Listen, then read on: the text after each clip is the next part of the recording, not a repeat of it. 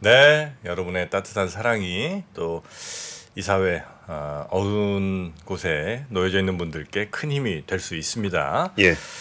자, 그러면 오늘 뉴스 한번 쓱 시작해 볼까요? 예, 시작해 보겠습니다. 일단 뉴욕 시황 좀 뉴욕. 마감된 시황 잠깐 예. 정리해 드리겠습니다. 그 뉴욕 증시는 이제 금리 상승세가 잠깐은 잡히는 모습을 보이는 가운데 이제 기업들의 실적 발표가 이어지고 있는데요. 3분기 실적이 대체로 좀 잘 나오고 있습니다. 그래서 지수는 좀 상승했습니다. 네. 한번 같이 보시면은 다우존스 같은 경우가 0.62% 오른 33,141.38로 거래를 마쳤고요. 나스닥이 0.93%, S&P 500이 0.73% 올랐습니다. 이번에 이번 주에 S&P 500 상장 기업 중에 한 150개 정도가 실적 발표를 하는데요. 굉장히 좀 대형 기술 기업들의 실적들이 좀 괜찮게 나오고 있습니다. 어제 한 10몇 % 되는 기업들의 실적이 발표가 됐는데 그 중에 한 80% 정도 예상치 웃도는 실적 발표했다고 말씀드렸잖아요. 근데 슈퍼챗 값비싼 동정 해달라고 하시니까 김선희님이 이런 또 말은 또 잘 들으시네. 네, 김선희님으로 끝나지 않았으면 좋겠습니다. 너무 압박 수위가 높은 거 아닙니까? 1년에 하루잖아. 예, 그래서 지금 기업들 실적이 좀 잘 나오고 금리가 좀 잡히다 보니까 증시는 좀 괜찮은 흐름을 보이고 있어요. 알파벳이랑 마이크로소프트 실적 발표 각각 했는데 분기 순이익이나 매출이 시장 예상치를 좀 웃돌았습니다. 그리고 요새 좀 비트코인 가격 2022년 5월 이후에 처음으로 35,000달러 돌파했다는 소식 엄청 오르더라고요. 많이 올랐습니다. 네. 그게 이제 아무래도 비트코인 현물 지수 승인 기대감이 있다고 하는데요. 그러니까 현물 지수 같은 경우는 실제로 비트코인을 사야 되잖아요. 네. 그러니까 이게 ETF가 만들어지면은 이제 현물을 더 사들이지 않겠느냐. 그리고 좀 더 비트코인이 제도화된 것 같은 느낌을 좀 주다 보니까 거래가 좀 많이 올라간 것 같습니다. 네. 금리는 대체로 소폭 내려갔고요. 그리고 이제 제조업 지수하고 서비스 지표가 나왔는데 모두 확장세를 유지했습니다. 그러니까 이 부분도 미국 경기 잡힌다 얘기는 많이 했었는데 제조 구매자 관리 지수 PMI 같은 경우도 이제 50 기록하면서 전달 49.8에 비해서 오히려 좀 올라가는 모습을 보였고요. 서비스 PMI 같은 경우도 50.9를 기록해서 전월에 50.1보다 좀 웃도는 모양새를 보였습니다. 그리고 이게 제가 이제 시황 얘기하다가 좀 주로 한국 시장 얘기할 때 말씀드렸던 반대매매 관련한 거 있잖아요. 근데 반대매매 관련해서 기사에 1조 원이 넘었다 이런 기사가 계속 나왔어요. 근데 제가 어제 저녁에 또 확인을 해보니까 월요일 반대매매도 5천억이 넘게 나온 거예요. 그러니까 지난 목요일, 금요일도 한 5천억씩 나왔고 월요일 날 또 5천억 월요일도 나왔고 5천억 나왔고 그 전에 2천억 나왔고 그래가지고 이게 좀 이상하잖아요. 아니 이렇게까지 반대매매가 많이 나오는 것 같지 않은데 도대체 왜 이렇게 통계가 좀 강하게 잡히나 싶어가지고 조사를 해보셨죠? 예, 조사를 좀 증권사 쪽에 좀 물어봤는데 이게 키움의 영풍재지 관련한 미수금 반대매매 나온 거 있잖아요. 네네네. 그게 지금 거래가 해소가 안 돼가지고 그냥 계속 잡혀 있다는 거예요. 해소가 안 돼서. 예. 그러니까 원래 그게 정상적으로 반대매매가 된다 그러면은 금요일까지 나오면 다 물량이 다 나왔어야 되거든요. 근데 월요일 날 또 나오나 했는데 월요일 날 또 나오는 거예요.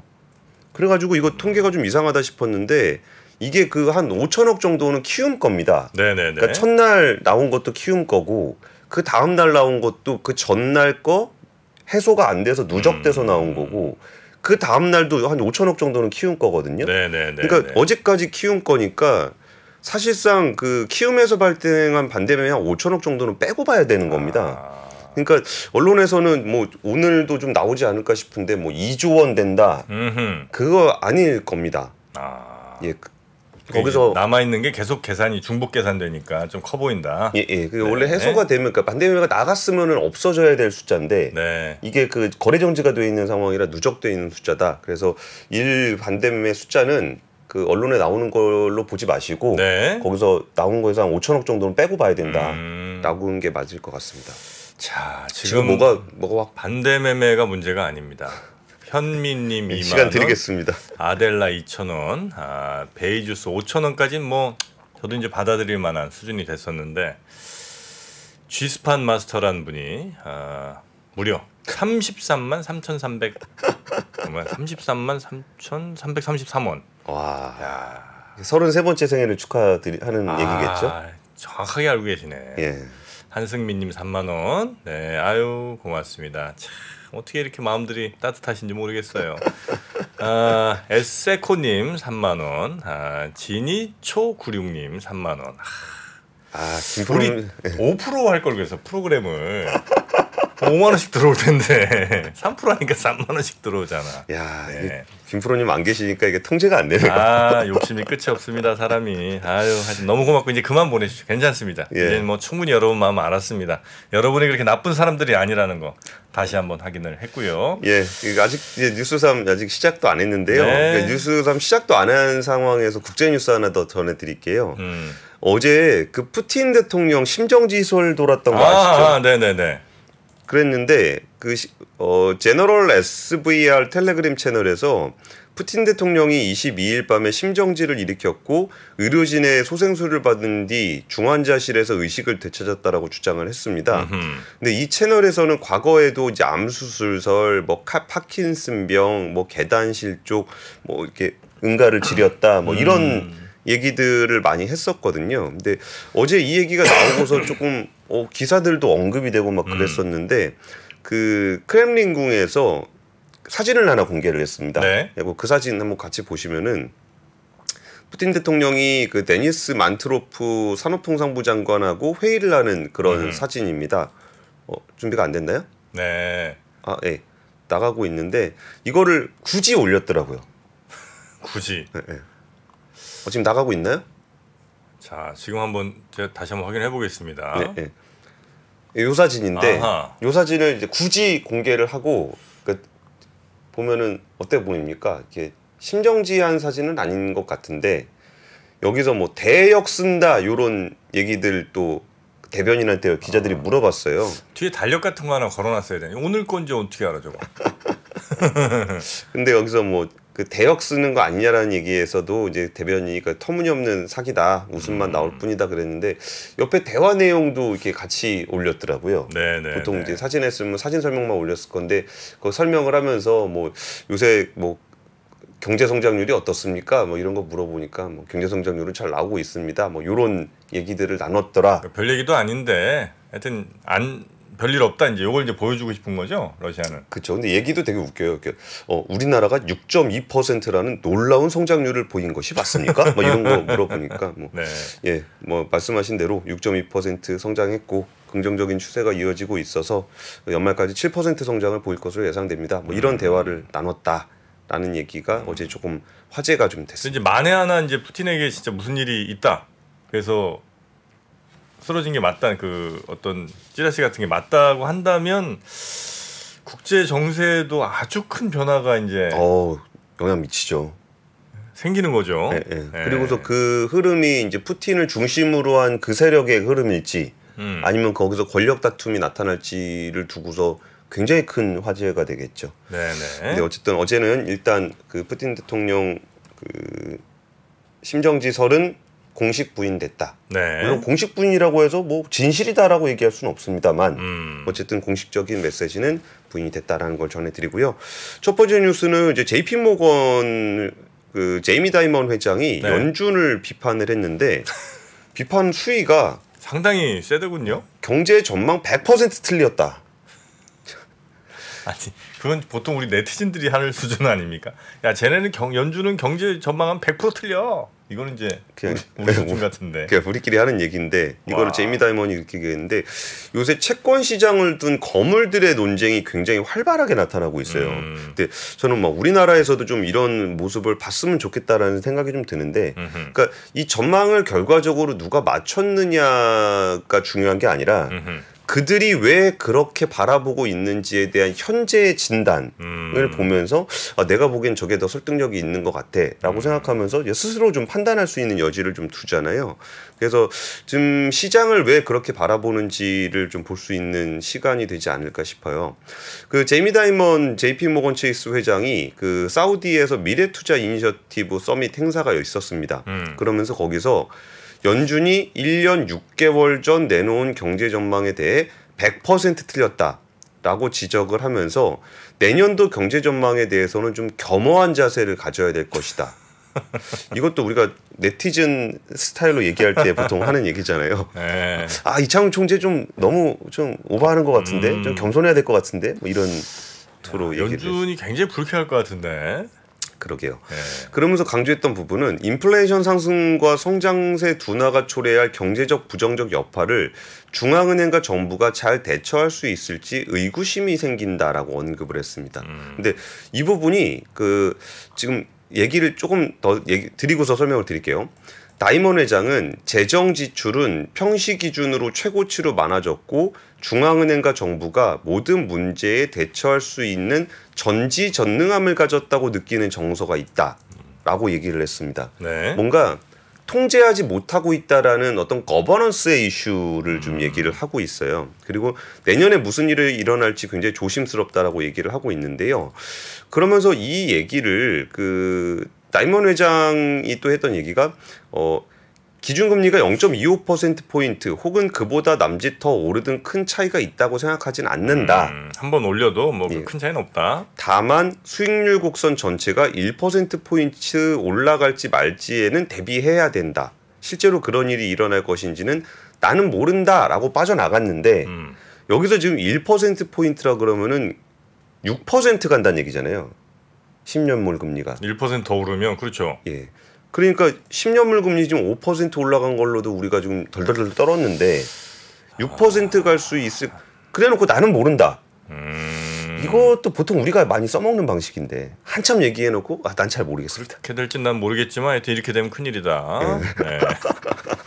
되게 자연스러우신데요. 6%까지는 설마 안 가겠죠. 그러니까 이 부분에 대한 언급을 어떻게 해석을 하는 게 좋을 것 같으냐면 여기가 이제 인플레이션에 대한 우려라든지 경기 둔화에 대한 얘기 그러면은 이게 매크로적인 일반적인 이론 기본 상식으로는 잘 이분의 말이 지금 해석이 잘 안 돼요. 근데 이거를 아까 전에 그 정부라든지 연준이 좀 전지전능함을 가졌다고 느끼는 정서가 있다 이렇게 얘기한 걸 보면은 지금의 어떤 채권 시장의 수급적인 불확실성을 좀 얘기하고 있는 것 같아요. 그러니까 정부가 지금 이제 돈을 많이 쓰고 있잖아요. 미국 네. 정부가. 그러면서 국채를 계속적으로 찍어내고 있는 건데 그렇게 국채를 계속적으로 찍어내면은 이제 금리가 올라갈 수 있잖아요. 네네. 근데 그런 부분에 대한 통제를 좀 잘 못하고 있는 거 아니냐라는 얘기를 하고 있는 거고 저희랑 인터뷰도 예전에 했었던 레이 달리오 회장도 같이 패널에 참석을 해서 내년도 경제 전망에 대해서 비관적이다라고 언급을 했으면 경기가 안 좋을 거다는 얘기잖아요. 네네. 그러면 경기가 안 좋을 거라 그러면은 금리를 낮춰야 된다라는 얘기로 해석을 할 수가 있는데 여기서 그 레이 달리오 회장이 언급했던 부분이 과도한 정부 부채에 대한 얘기를 또 했어요. 그러니까 정부 부채가 과도하다라는 건 국채 금리가 또 올라가는 요인이 되잖아요. 네. 그러니까 이 부분에 대한 통제력을 좀 잃고 있는 거 아니냐라는 게 좀 대가들의 입장인 것 같고요. 그러니까 어제 이제 빌 에크먼 회장은 이제 나는 채권 공매도 청산했어요. 그러면서 금리도 안 올라갈 것 같아요라고 얘기했을 때 했던 얘기가 경제 지표가 좀 안 좋아지고 있다라는 얘기였잖아요. 네네네. 그럼 대가들의 얘기를 이렇게 같이 엮어서 생각해 보면은 경제 지표가 안 좋아지고 있는 건 맞는데 여기까지는 다 동의를 하는 네. 것 같아요. 근데 거기서 그 에크먼 회장이 이걸 청산했던 거는 그 경제 지표 쪽에 좀 더 초점을 맞췄던 거고 지금 레이 달리오 회장이라든지 아니면은 그 제이미 다이먼 회장 같은 경우는 지금 정부가 계속적으로 채권 찍어내 가지고는 뭐 인플레이션도 있는데 경기도 안 좋겠지만 경기 안 좋을 때 금리도 못 낮출 거다. 시장 금리가 올라가 버리니까. 경기가 안 좋은데도 예, 시장 금리는 더 올라가 버릴 거라는 거죠. 그래서 이거는 좀 정부 그리고 연준 똑바로 해라잉 뭐 이런 얘기에 좀 가깝다고 해석을 할 수 있을 것 같습니다. 자, 하여튼 제이미 다이먼이 연준을 정조준해서 아주 거친 언어로 비난을 좀 했다는 첫 번째 뉴스가 예전에 있고요. 그 손석희 그 씨가 얘기했던 거 있잖아요. 네. 너는 1부터 하나도 안 맞는다고. 그런 얘기를 옛날에 했었네. 한 번 한 적이 있었는데 약간 제이미 다이먼 회장의 말투에서 약간 그게 좀 느꼈습니다. 하나부터 끝까지 맞는 게 하나가 없어 니네는. 네, 이런 정도 톤이었다는. 예, 그렇습니다. 자, 두 번째 뉴스 가보겠습니다. 두 번째 뉴스는 중국 쪽에서 변수가 없을 줄 알았는데 꽤 굵직한 변수가 하나 나왔습니다. 중국이요? 예. 일단 왕이 부장, 네. 외교부의 중국의 외교부장이 왕이 외교부장이 이번 주에 4일간 워싱턴 DC를 방문을 한다고 합니다. 근데 요 상황을 우리가 좀 해석했을 때 한 판을 한번 보자는 거예요. 네. 요즘 미국하고 중국하고 누가 더 아쉬울까요? 중국이겠죠. 근데 미국도 지금 만만치 않거든요. 하긴 뭐 전쟁도 양쪽에서 터지고 예, 상황은 뭐 좋지는 않죠. 예, 그리고서 지금 저 중동 관리 잘 못했다고 트럼프 쪽에서는 계속 공격받고 있고 이스라엘은 쳐들어가겠다라고 막 그러고 있는데 유엔에서는 또 유엔 총장 이따 알파고 신하 씨가 굉장히 말씀 주시겠지만 유엔에서는 즉시 휴전 얘기하고 있고 그럼 미국은 쳐들어가라고 할 수도 없고 즉시 휴전하라고도 할 수 없고 그냥 고르고 있는 상황이거든요. 즉시 휴전엔 좀 반대하는 것 같더라고요. 뭐 보도들 보니까. 그렇죠. 반대를 하면서도 그렇다고 사람을 너무 죽이면 안 돼. 뭐 이 얘기 또 이렇게 해가면서 좀 난처한 상황인데요. 일단 미국 국무부에서도 공식적으로 얘기를 했습니다. 토니 블링컨 국무장관이 26일 날 왕이부장 오면은 워싱턴 DC에서 맞을 것이다라고 얘기를 하고 있고요. 여기서 그 백악관 공식 브리핑에서도 그 11월에 에이펙 정상회의 있거든요. 거기서 그 바이든 대통령과 시진핑 주석이 직접 만날 것이냐라고 좀 얘기가 있어요. 근데 거기서 가능성이 있다라고 얘기를 했습니다. 그러면서 주요하게 다룰 의제로는 이스라엘 하마스 전쟁과 러시아 우크라이나 전쟁에 관한 중재안을 좀 그 어떻게 할 것인지를 좀 보고 있는 게 있고요. 여기에 또 중요한 변수가 하나 있었는데 군사적인 한 라인을 복원할 것인가에 대한 얘기가 있어요. 이게 미국 국방부가 29일에 이제 베이징에서 샹산 포럼이라는 게 열립니다. 샹산 포럼. 예, 샹산 포럼은 군사 관련한 아시아 태평양 지역의 군사 안보 대화체로 시작이 됐는데 2019년 이후에 근데 코로나 때문에 대면 회의는 안 하고 있었어요. 근데 여기는 왜 이게 또 중단이 돼 있었냐면은 리상프라고 중국의 국방부장이 있습니다. 그러니까 장관급이죠. 이 사람이 그 러시아의 무기를 불법 구매를 했다라는 이유로 그러니까 미국의 제재 대상이 됐던 인물입니다. 네. 근데 그 인물을 시진핑 주석이 그냥 올해 3월에 국방부장으로 임명을 해버린 거예요. 아 그래요? 예. 그러니까 미국에서는 야 우리가 금지한 제재 대상으로 올린 사람을 장관을 시켜놓으면 약간 엿먹으라는 거네. 야, 그거를 어떻게 그걸 장관급 회담을 하냐 이런 상황이었거든요. 근데 이번에 리상프에 대해서 해임을 시켰습니다. 그러면서 1년 이상 중단됐던 미국과 중국의 고위급 군사회담이 좀 재개될 수 있다라는 얘기가 좀 나오고 있고요. 여기에 더해서 중국이 이전에 한번 슬쩍 나왔었던 그 외신에서 그 추정 기사가 한번 나온 게 있었는데 중국의 180조 원 규모의 채권 발행을 할 것이다. 라는 얘기를 공식적으로 확인을 했습니다. 상무위원회가 20일부터 24일까지 열리는 6차 회의에서 국채 발행 관련한 얘기를 승인했다. 그래가지고 한 1조 위안, 그럼 184조 원 규모의 국채를 발행을 하기로 했습니다. 이거는 뭐 재해 복구와 홍수 예방을 위해 사용한다라는 방침인데요. 사실 이 뉴스는 그 중국이 이 돈을 어디다 쓸지에 포커스를 맞추기보다는 100조 원, 180조 원에 달하는 채권을 발행해서 부양책을 쓴다라는 것에 오히려 좀 관심을 두시면 될 것 같습니다. 그래서 미국과 중국 관계는 좀 서로들 힘든 상황에서 좀 개선하려는 움직임들이 나타나고 있고 여기서 추가적인 부양책이 나오고 있다라는 말씀까지 전해드리겠습니다. 네. 자, 시진핑과 바이든 만나서 또 무슨 얘기할지도 계속해서 관심을 좀 주고 있는 상황인 것 같고요. 세 번째 뉴스 들어가 보겠습니다. 세 번째 뉴스는 제가 어저께 포스코 실적 나온 거를 말씀을 드릴까 아니면 카카오 뉴스를 실적 잘 나왔어요, 포스코? 뭐 그렇게까지 뭐 엄청 잘 나오지는 않았습니다. 근데 그 전년 동기 대비가 조금 기저 효과가 좀 있어서 그러니까 지금 최강 실적이 그렇게 좋지는 않은데 그 매출은 10% 정도 감소를 했는데 영업이익은 33% 증가를 했어요. 그러니까 뭐 지금 철강 가격이 그렇게 좋지는 않은 상황에서 실적 자체는 그래도 잘 나온 편이다라고 보셔도 될 것 같고 뭐 포스코 퓨처엔 같은 경우도 어제 실적이 좀 괜찮았습니다. 그러니까 여기도 다들 아시다시피 그 2차 전지 양극재 소재 쪽에 그 가격이 많이 떨어졌잖아요. 그래가지고 그렇게 상황이 좋지는 않은데 매출 기준으로는 이제 사상 최대 매출 기록을 했었고 거기에 아무래도 원가가 좀 낮아지다 보니까 이익단에서 좀 손실이 좀 있었다라는 그런 정도고요.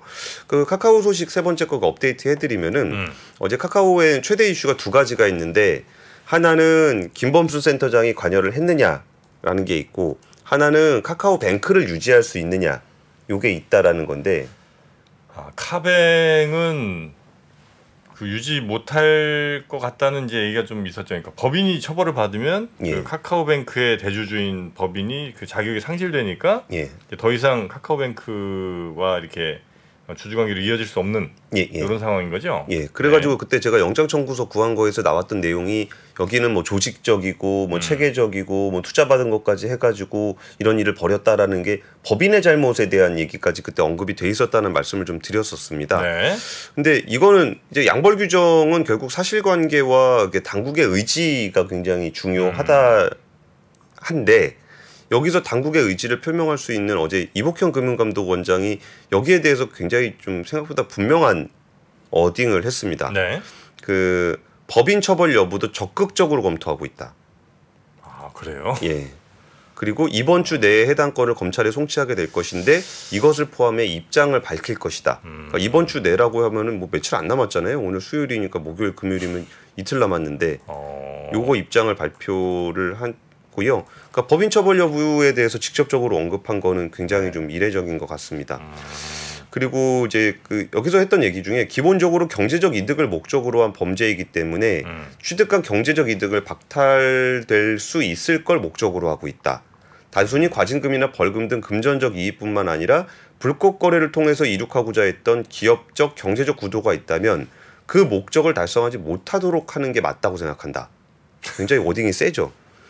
그런 차원에서 최근 문제간에 있어 법인 처벌 여부라든가 이런 것들도 종합적으로 검토하고 있다라는 입장을 어제 얘기했습니다. 법인이라는 건 사실 뭐 저 깜빵에 가둘 수도 없고 해봐야 벌금 아니면 뭐 과징금 뭐 이런 거 아니에요? 근데 벌금형 이상 받게 되면 그 대주주 적격성에 문제가 생겨서 은행을 팔아야 되는 상황이에요. 그러니까 법인이 팔아야 된다. 그건 뭐 그렇겠죠. 그러니까 예전에 그 론스타가 론스타가 외환은행 왜 팔았는지를 좀 뉴스를 유심히 안 보면은 뭐 거기가 뭐 산업자본이냐 뭐 금융자본이냐 뭐 이런 이슈가 있었던 걸로 기억하시는 분들이 꽤 많은데 그 외환카드 주가 조작 사건에 범죄를 저질렀다는 이유로 대주주 적격성이 훼손이 됐고 그래서 강제 매각을 했었습니다. 그렇습니까? 뉴스 여기까지 전해드리겠습니다. 자, 요즘에 이제 환절기가 돼서 뭐 두피에 막 뾰루지 나시는 분들도 많고, 뭐 이렇게 비듬 생기는 분들도 많고 그러는데 그럴 때 어떤 해결책이 좀 있을까요? 그거는 너무 답이 자명하지 않습니까? 너무 자명할까요? 그거는 제가 되게 취재 많이 해봤거든요. 근데 수많은 전문가들의 의견을 종합한 결과 그 TS 샴푸. 아이고야, 역시 또 TS였군요. 샴푸로. 이런 리뷰가 있었습니다. 평소 뾰루지와 가려움, 탈모가 걱정인 터라 선물 들어온 다른 샴푸 제치고 TS를 쓰고 있는 터에 샴푸 애청자로서 콜라보는 참을 수 없죠. TS 샴푸는 가려움 또 탈모 예방에 탁월해서 강추합니다. 이분께도 저희가 선물을 보내드리도록 제가 취재했던 전문가들의 식견과 정확히 일치하는 100% 일치하네요. 하나부터 100까지 틀린 게 하나도 없어. 모두가 이런 한 마음으로 대동단결해서 샴푸는 샴푸로입니다. 또 정프로님 생일이신데 정프로님 샴푸를 사용하기 위해서라도 샴푸는 샴푸로. 지금 몇 개 안 남았습니다. 마감 임박. 온자님 적당히 해라. 오늘 조금만 더 하죠. 생일이잖아. 네이버에서 샴푸로를 검색하시면 되겠습니다. 자, 그러면 저희는 잠시 광고 듣고 와서요. 바로 박병창 이사님, BBC 이사님 모시도록 하겠습니다. 장 시작 전부터 종료까지 쏟아지는 수많은 뉴스와 정보들. 이 중에서 어떤 것이 투자에 정말 도움이 되는 정보일까요?